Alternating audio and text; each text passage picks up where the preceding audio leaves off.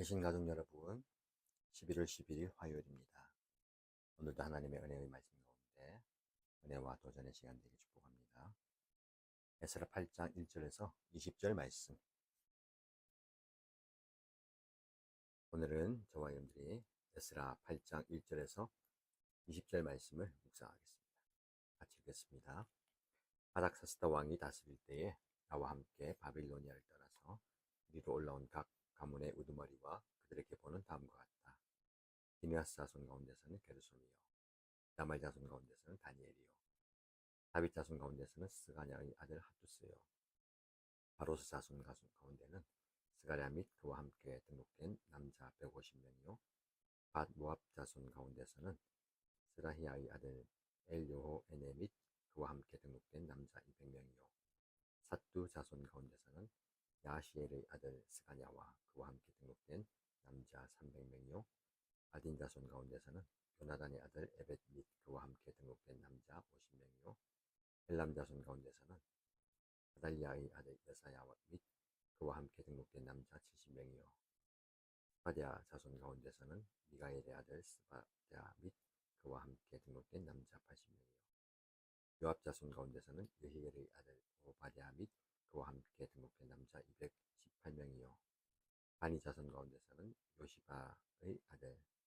셀로못 및 그와 함께 등록된 남자 160명이요, 베베 자손 가운데서는 베베의 아들 스가랴 및 그와 함께 등록된 남자 28명이요, 아스갓 자손 가운데서는 학가단의 아들 요하난 및 그와 함께 등록된 남자 110명이요, 아도니감 자손 가운데서는 남은 아들들 곧 엘리벨렛과 여우엘과 스마야 및 이들과 함께 등록된 남자 60명이요, 비그의 자손 가운데서는 우대와 사붓 및 이들과 함께 등록된 남자 70명이다. 많은 사람들을 아와 강가에 불러 모으고 거기에다가 장막을 치고 사흘 동안 묵으면서 그곳에 모인 사람들을 살펴보았다. 백성과 제사장 가운데 레위 사람은 하나도 없었다.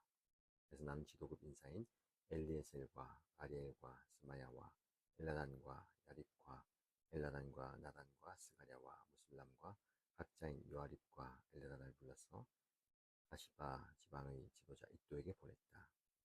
난 그들에게 id도와 가시바 지방에 사는 성전 막일꾼인 그의 친족들에게 부탁하여 우리 하나님의 성전에서 일할 일꾼들을 데려오라고 하였다. 하나님이 우리를 잘 보살펴 주셔서 갔던 이들이 사람들을 데려왔다. 이들이 데려온 사람들은 레위의 아들이며 이스라엘의 손자인 마흘리 자손으로서 아주 유능한 인재인 세레비야와 그의 아들 및 친족 18명과 하샤랴와 무라리 자손 가운데서 여사야와 그의 형제들 및 그들의 아들들 20명이다. 이 밖에도 성전 막 일꾼 220명을 데려왔는데 이는 다윗과 그의 관리들이 레위 사람들을 도우라고 임명한 성전 막 일꾼이다. 이들이 모두 등록을 하였다. 아멘. 오늘 저와 여러분들은 본문의 말씀을 중심으로 귀한 백성 명단이란 제목으로 말씀을 함께 살펴보겠습니다. 이 본문은 아닥사스다 왕 시대에 에스라와 함께 바벨론에서 예루살렘으로 귀환한 사람들의 명단을 담고 있습니다. 이러한 명단이나 족보는 성경을 읽을 때 흔히 지루하게 느껴지거나 빨리 넘기고 싶은 부분으로 여겨지기도 합니다. 그러나 하나님의 말씀에는 무의미한 부분이 없습니다. 이 명단은 단순한 이름의 나열이 아니라 하나님의 구원 역사 속에서 각 사람이 갖는 가치와 의미를 보여주는 중요한 기록입니다. 성경이 이렇게 상세한 명단을 보존하고 있다는 것은 하나님께서 역사 속에서 특정한 개인들을 통해 일하시며 그들 각자를 귀하게 여기신다는 사실을 드러냅니다. 이 명단에 담긴 이름들은 단순한 글자가 아니라 각각 하나님의 부르심에 응답하고 믿음의 여정을 시작한 살아있는 영혼들이었습니다. 오늘 이 본문을 통해 우리는 하나님께서 어떻게 개인을 소중히 여기시고 공동체를 세우시며 그분의 약속을 성취해 가시는지 살펴보고자 합니다.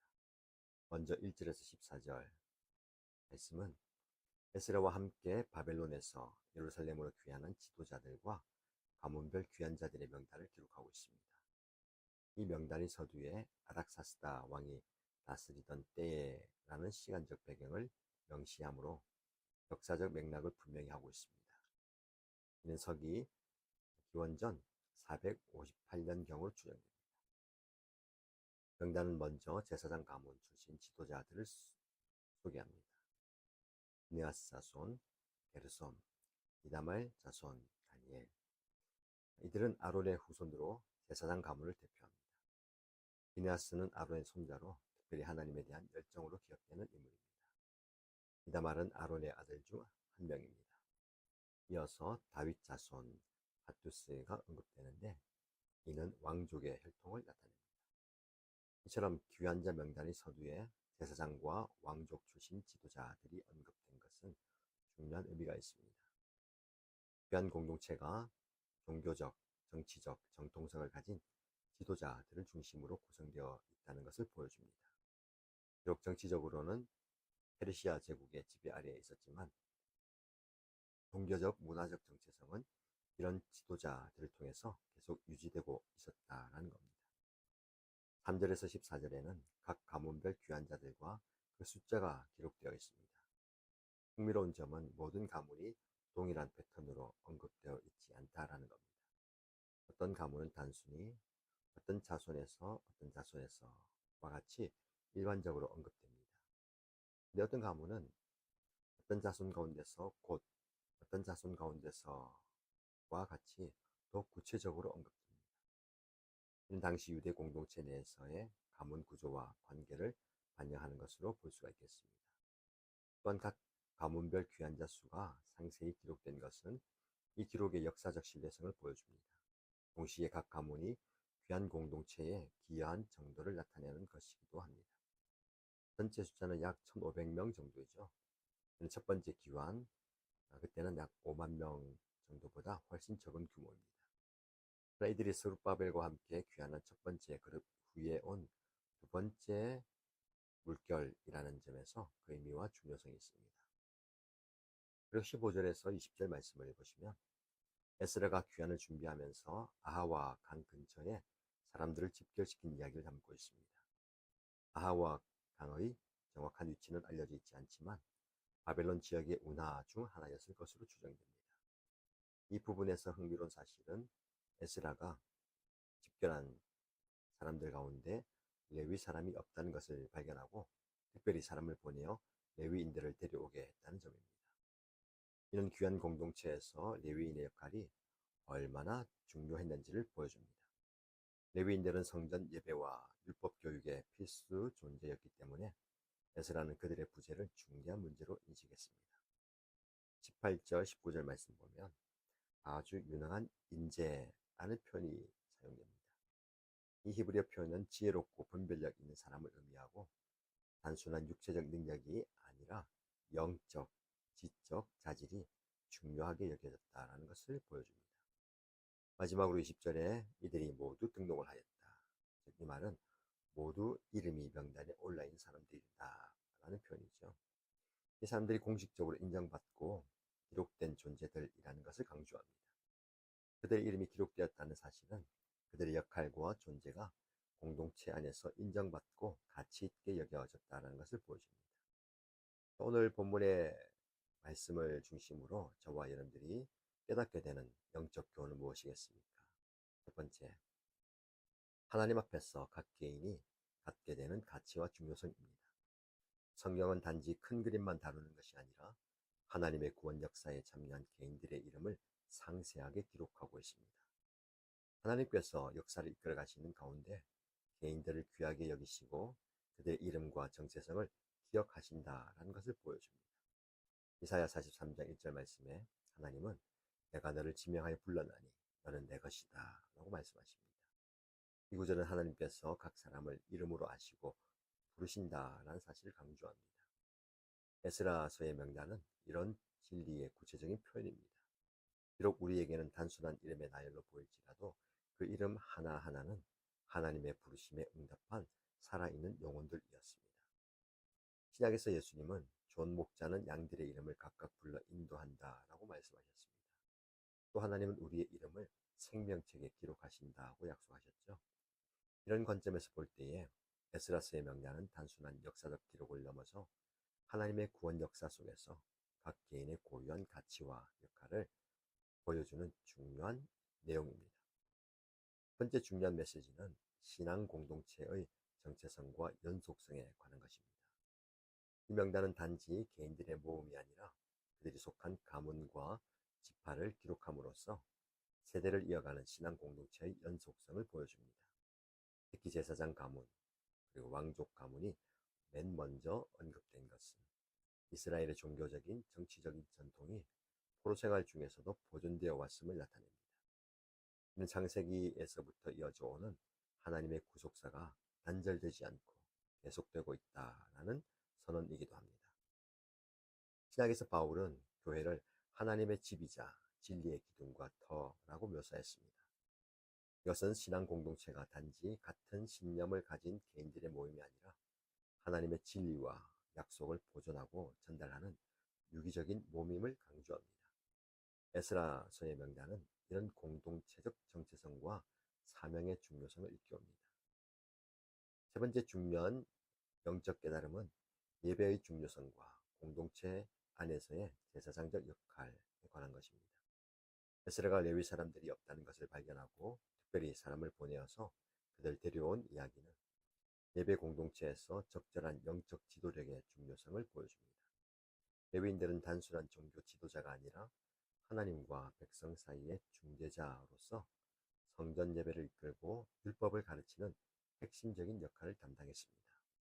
에스라가 그들의 부재를 심각한 문제로 인식한 것은 진정한 예배와 영적 갱신을 위해서는 훈련된 영적 지도자가 필요하다라는 것을 우리에게 잘 보여줍니다.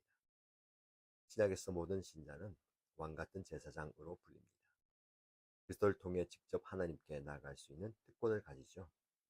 그러나 동시에 바울은 교회 내에서 다양한 은사와 직분이 있음을 강조합니다. 이들은 성도를 온전하게 하며 봉사의 일을 하고 그리스도의 몸을 세우는 역할을 한다고 설명합니다. 에스라서의 레위인 소환 이야기는 이런 영적 지도력의 중요성을 잘 보여주고 있습니다. 네 번째로 중요한 깨달음은 우리 하나님의 선하신 손길이 우리를 보살펴 주셨어라는 표현. 하나님께서 우리를 잘 보살펴 주셨다라는 표현입니다. 여기에 담긴 하나님의 섭리에 관한 것입니다. 에스라는 레위인들을 찾아 데려오는 과정에서 하나님의 직접적인 개입과 인도하심을 느꼈습니다. 히브리어로 선하신 손길이라는 표현은 하나님의 적극적인 개입과 보호를 의미합니다. 에스라는 자신의 여정 전체가 하나님의 섭리적 인도하심 아래에 있다라는 확신을 가지고 있었습니다. 이러한 관점은 로마서 8장 28절에 우리가 알거니와 하나님을 사랑하는 자 곧 그 뜻대로 부르심을 받은 자들에게는 모든 것이 합력하여 선을 이룬다라는 말씀과 맥을 같이 합니다. 하나님은 역사의 큰 흐름뿐만 아니라 개인과 공동체의 일상적인 필요와 문제까지도 섭리하시며 돌보시는 분입니다. 마지막으로 이 명단은 믿음의 결단과 헌신에 관한 중요한 메시지를 담고 있습니다. 에스라와 함께 귀환한 사람들은 바벨론에서의 안정된 삶을 뒤로하고 불확실한 미래를 향해 용기 있게 나아간 사람들입니다. 이들은 단순한 이주자가 아니라 하나님의 약속을 신뢰하고 약속의 성취에 참여하기로 결단한 믿음의 사람들이었습니다. 히브리서 11장에 보면 믿음의 용사들이 나열되고 있습니다. 이들은 더 나은 본향을 사모하는 마음으로 세상에서 나그네와 시민으로 살았습니다. 에스라와 함께 귀환한 이들 역시 이런 믿음의 전통을 잇는 사람들이었습니다. 그들은 현실의 안락함보다 하나님의 약속과 소명을 우선시했습니다. 이런 믿음의 결단은 예수님께서 말씀하신 누구든지 나를 따르려거든 자기를 부인하고 자기 십자가를 지고 나를 따를 것이라 라는 가르침과 이어집니다. 진정한 믿음은 항상 결단과 헌신을 동반합니다. 여러분, 에스라 8장 1절에서 20절에 기록된 귀환자 명단은 단순한 이름의 나열이 아닙니다. 하나님의 구원 역사에 참여한 귀한 백성들의 증언입니다. 이 명단을 통해서 우리는 하나님께서 각 개인을 얼마나 소중하게 여기시는지, 신앙 공동체의 정체성과 연속성이 얼마나 중요한지, 예배와 영적 지도력의 가치가 무엇인지, 하나님의 섭리가 어떻게 작용하는지, 그리고 믿음의 결단이 어떤 의미가 있는지를 배우게 됩니다. 성경의 족보와 명단은 때로 지루하게 느껴질 수 있습니다. 그 안에는 하나님의 신실하심과 그분의 백성을 향한 변함없는 사랑의 이야기가 담겨 있습니다.